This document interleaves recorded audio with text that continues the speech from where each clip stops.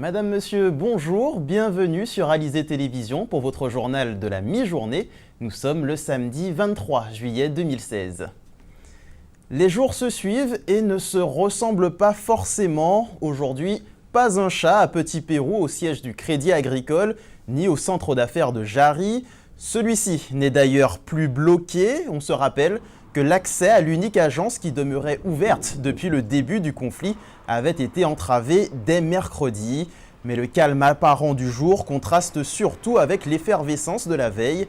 Le mouvement de grève insufflé par les salariés du Crédit Agricole et plusieurs centrales syndicales de l'île avait fortement perturbé notamment le fonctionnement autour du port de Jarry. Hier, le directeur général de la Banque Verte a annoncé la suspension de la mesure de remplacement du dispositif de prime de vie chère. Avec nous sur ce plateau, Jacques Damprobe. Bonjour Jacques. Bonjour. Avec cette annonce, peut-on dire que la grève au Crédit Agricole est terminée ? Après cette annonce des dirigeants du Crédit Agricole, on pourrait penser effectivement que le mouvement est arrivé à son terme. En réalité, il n'en est rien, loin de là. Et pour cause, une grève n'est jamais tout à fait terminée sans la signature d'un protocole de fin de conflit. Les grévistes réclament notamment la fin des poursuites judiciaires entamées contre leurs représentants, leurs délégués syndicaux, mais également le paiement des jours de grève, des 26 jours de grève à l'heure actuelle. Il faut donc négocier encore sur ces points de détail. Alors justement, après ces 26 jours de grève, la direction a fini par céder. Que peut-on dire de la communication ? Le moins que l'on puisse dire, c'est que le tout frais directeur général et l'indéboulonnable président de la caisse guadeloupéenne de la Banque Verte ont une drôle de manière de communiquer en période de crise. Annoncé par voie de presse le maintien de la fameuse prime de vie chère, sans en informer au préalable le conseil d'administration, sans d'ailleurs en discuter avec ce conseil d'administration et sans en informer les agents en grève est proprement cavalier. Le tandem Benoît Leduc-Christian Fléraud, qui a voulu passer en force au cours de ces dernières semaines, ne sort donc pas grandi de ce conflit. Et même si le travail reprendra très certainement sous peu, au plus haut niveau de la banque, il faudra tirer les conséquences, toutes les conséquences de ce conflit qui sonne comme une victoire pour les uns et une défaite, un désaveu pour les deux autres. Merci Jacques Damprobe pour cet éclairage sur ce conflit au Crédit Agricole. Un conflit débuté donc il y a 26 jours et qui porte essentiellement sur la suppression des 40%.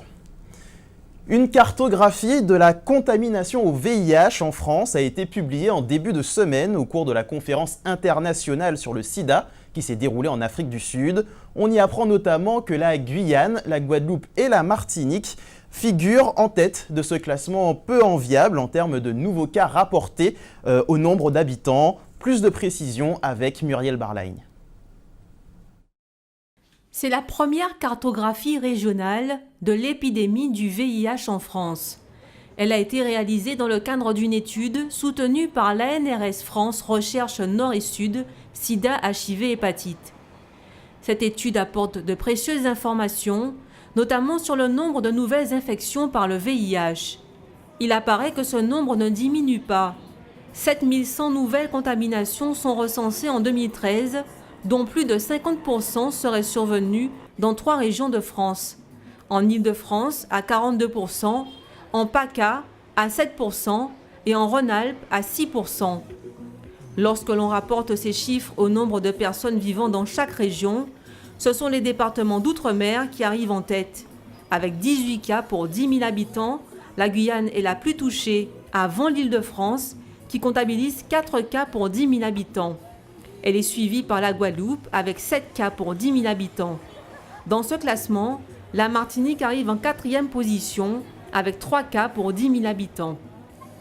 Cette étude montre aussi qu'il existe un délai important entre l'infection et le diagnostic. En Guyane, le délai médian est de 4 ans. On parle d'épidémie cachée à cause du nombre de personnes ignorant qu'elles sont séropositives. En 2013, elles étaient 24 800 en France. Enfin, concernant le profil des personnes infectées, il ressort qu'en Guadeloupe et en Guyane, ce sont principalement des hommes et des femmes hétérosexuels nés en Amérique latine ou en Haïti. Et ce classement est pour nous l'occasion de parler de l'unique moyen de protection contre les maladies et infections sexuellement transmissibles, le préservatif. Si la contamination au VIH ne diminue pas, on note tout de même que le réflexe préservatif devient plus naturel chez les jeunes. D'ailleurs, tout est fait pour les attirer, couleurs flashy, parfums, arômes. Le préservatif a bien changé. Reportage de Cécile Allègre. Acheter des préservatifs est devenu un geste facile. En supermarché, au distributeur, en distribution gratuite ou encore en pharmacie, plus aucune excuse pour ne pas sortir couvert. Les jeunes l'ont d'ailleurs bien compris et n'hésitent pas à se renseigner sur les différents produits disponibles. On a constaté que cette période pour les vacances, on a eu beaucoup de clients, beaucoup de jeunes, d'une tranche d'âge de 15 à 28 ans. Il y a de plus en plus de jeunes qui viennent acheter sans être gênés. Et ça, on trouve ça un peu, c'est super. Comme ça, il y a moins de maladies, ils pensent à la protection, non, c'est super. Il n'y a pas de tabou. Ils viennent, ils demandent même des fois quelques explications. Les marques bien connues sont leaders sur le marché, comme peuvent l'être certaines marques de vêtements ou de chaussures. La vente du préservatif représente donc un marché aux multiples débouchés. Les fabricants n'hésitent pas à rivaliser d'originalité pour convaincre de nouveaux consommateurs, mais s'adaptent aussi au petit budget. La plupart, ce sont des marques qu'on vend. Ils préfèrent pour tout ce qui est le contact, ils veulent avoir une marque. Ou sinon, il y a certains qui préfèrent une petite boîte à 2 € où il y a 12 préservatifs dedans. Elle se vend beaucoup mieux parce qu'elle n'est pas chère. Il y en a 12 quand même dedans et pour certains jeunes qui n'ont pas vraiment un gros revenu, qui ont peut-être leur bourse ou ils font des petits boulots, la boîte de 2 € elle est plus abordable pour eux. Et parmi les innovations, les lubrifiants ne sont pas en reste. Cerises, citron, menthe, chacun en aura à son goût. Il y a des touristes, il y a certains touristes qui achètent beaucoup de lubrifiants, oui. Pas de préservatif, mais beaucoup de lubrifiants. Même si le préservatif a fait son entrée dans les mœurs, le nombre de personnes infectées du VIH reste important. Pour permettre de déceler plus rapidement les porteurs du virus, un test très simple est disponible à la vente. En une petite piqûre sur le bout du doigt, vous saurez ou non si vous êtes contaminé. Concernant les tests de VIH, on a constaté qu'il n'y a pas eu de vente et aussi qu'il n'y a pas eu énormément de pubs, assez de pubs. Et les personnes, quand ils viennent, ils sont un peu gênés de demander un test de VIH aux préparatrices en pharmacie. Pour lutter contre les maladies sexuellement transmissibles, le préservatif reste donc l'unique solution. À chacun de prendre ses responsabilités. Ce matin, le camion de collecte de l'établissement français du sang était au moule sur la place de la mairie. Un camion qui sillonne l'île pour aller à la rencontre des donneurs. En effet, en cette période de vacances, les dons se font plus rares alors que les besoins en poche de sang sont toujours aussi importants. On écoute à ce sujet l'un des médecins chargés des prélèvements au micro de Cécile Allègre. Les donneurs se font rares, c'est pour nous un problème parce que le besoin est vraiment élevé. Il y a beaucoup de transfusions au CHU et actuellement, malheureusement, on enregistre les anciens donneurs, mais les nouveaux, il n'y a pas assez. On a moins de monde. Bon, je ne sais pas comment expliquer cela. Est-ce que c'est parce que les gens vont en vacances? Il nous faut beaucoup de poches, mais actuellement, on sort parfois avec 5 poches d'une collecte au lieu de 30 ou 40 pour l'autosuffisance. Ça nous cause des problèmes. Il faut alors importer donc, de la métropole les poches. En voilà un dont le sang-froid est primordial. Teddy Riner, octuple champion du monde et champion olympique à Londres en 2012, sera vraisemblablement le porte-drapeau de la France à Rio. Donc, il était pressenti au même titre que le basketteur Tony Parker pour ce titre de porte-drapeau, mais c'est bien le judoka guadeloupéen qui devrait être choisi. Teddy Riner succéderait ainsi à une autre guadeloupéenne, la guêpe Laura Flessel. L'annonce officielle aura lieu demain à l'arrivée du Tour de France sur les Champs-Élysées. Teddy Riner, en plus du drapeau, se rendra à Rio avec l'objectif d'un 2e sacre olympique. Et nous aussi, nous nous rendons à Rio pour notre tour d'horizon de l'actualité. Dans la grande région, la police brésilienne a annoncé avoir déjoué une tentative d'attaque terroriste à 2 semaines du début des JO, des Jeux Olympiques qui nous emmèneront également à Cuba. C'est votre rendez-vous Caraïbes. À 2 semaines de la cérémonie d'ouverture des Jeux Olympiques de Rio, la police brésilienne a annoncé jeudi 21 l'arrestation de 10 personnes soupçonnées de planifier une attaque terroriste pendant l'événement. Les suspects placés en détention provisoire appartiendraient à un groupe appelé les Défenseurs de la Charia, faisant la promotion de l'organisation État islamique. Selon les autorités brésiliennes, les présumés djihadistes programmaient l'achat d'armes afin de commettre des crimes au Brésil et à l'extérieur du territoire. L'emprisonnement de 2 autres personnes en cours d'examen pourrait être décidé dans les prochaines heures. Le coup de filet s'inscrit dans le cadre d'une opération antiterroriste baptisée Hashtag et lancée en avril dernier avec la collaboration de services de renseignements étrangers. Le fruit de ces investigations a abouti à la surveillance approfondie de plus de 100 personnes réparties dans différents États du Brésil et témoignant leur sympathie pour l'État islamique.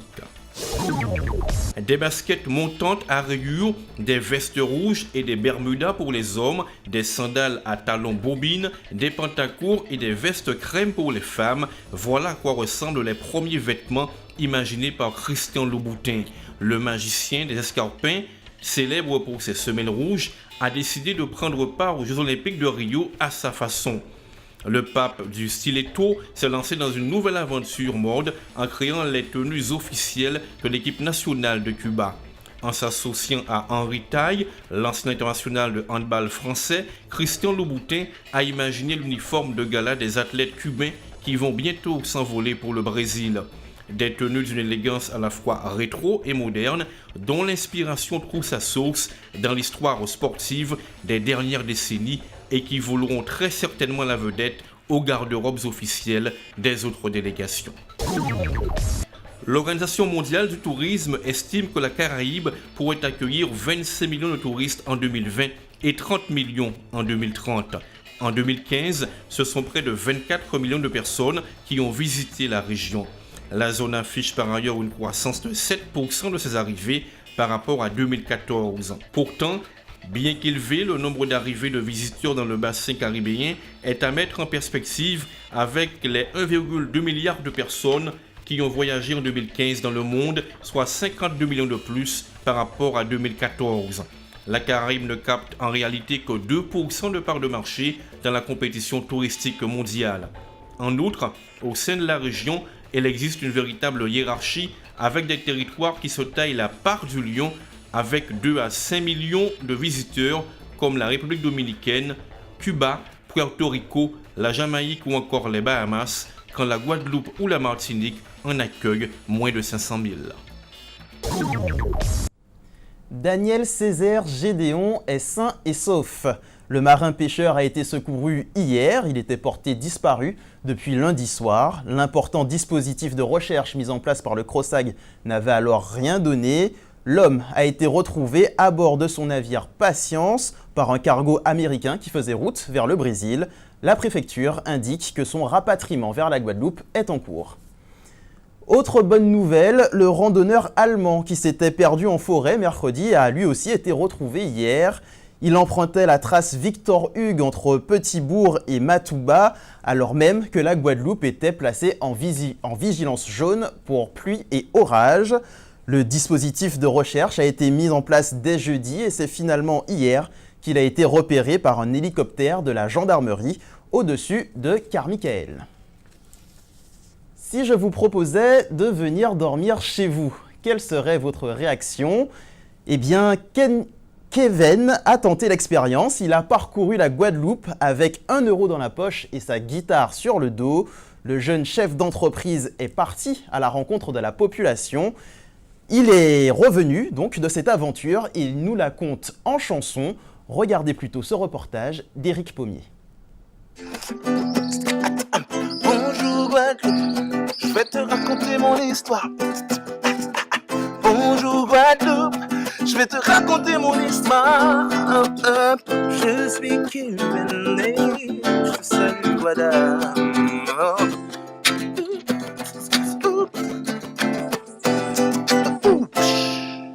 L'histoire de Kevin n'est pas banale. Ce Guadeloupéen a osé le « j'irai dormir chez vous », ce qu'il a appelé plus spécifiquement à la sauce créole, le Guada Road Trip.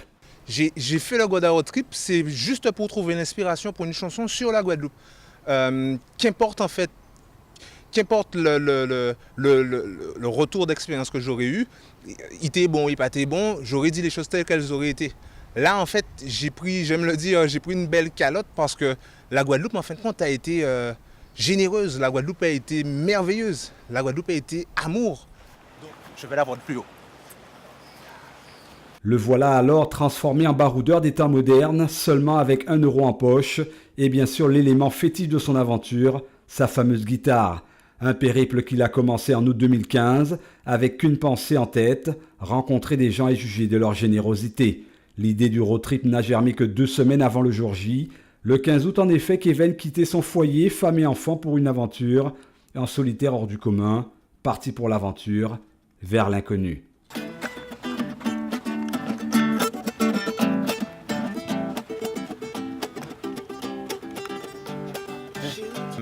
Il y a eu de vrais moments de doute parce que je partais quand même à l'inconnu. Il faut dire les choses telles qu'elles sont. Je ne suis pas un aventurier de base. Donc là, c'est un pari. C'est un pari. Dans tous les paris, il y a quand même toujours le doute. Bien sûr, moi j'étais persuadé que la Guadeloupe était généreuse. Sinon, je ne me serais jamais aventuré à tenter cette expérience-là. De ces différents arrêts chez l'habitant, notre artiste a rencontré du beau monde et surtout Patricia dont il a fait la connaissance à Pointe-Noire sur la plage des Caraïbes. De là est née une complicité. Patricia a offert l'opportunité à Kevin à prendre de la hauteur pour découvrir sa Guadeloupe autrement, car Patricia est tombée sous le charme d'une telle initiative. Dès le départ, j'ai trouvé que c'était une aventure merveilleuse. D'ailleurs, ça va bien faire 1 an, le 31 juillet précisément, puisqu'il a été accueilli dans ma belle commune, ma belle ville natale, et c'est Pointe-Noire, hein, où il y avait la journée justement des saveurs du monde. D'ailleurs, j'ai fait un petit coucou à Geneviève de Côté-ci qui avait mis en place, et c'est là qu'on a accueilli. Et quand il m'a parlé de son projet, de ce qu'il est en train de vivre ce premier jour, je me suis dit, qu'est-ce que je vais faire pour pouvoir porter ma contribution, puisque je trouvais cela merveilleux. Vue du ciel, la Guadeloupe est sublime. Donc c'était l'occasion pour Kevin de s'émerveiller. Or, Kevin est joyeux, il est candide, il est prêt à toutes les émotions.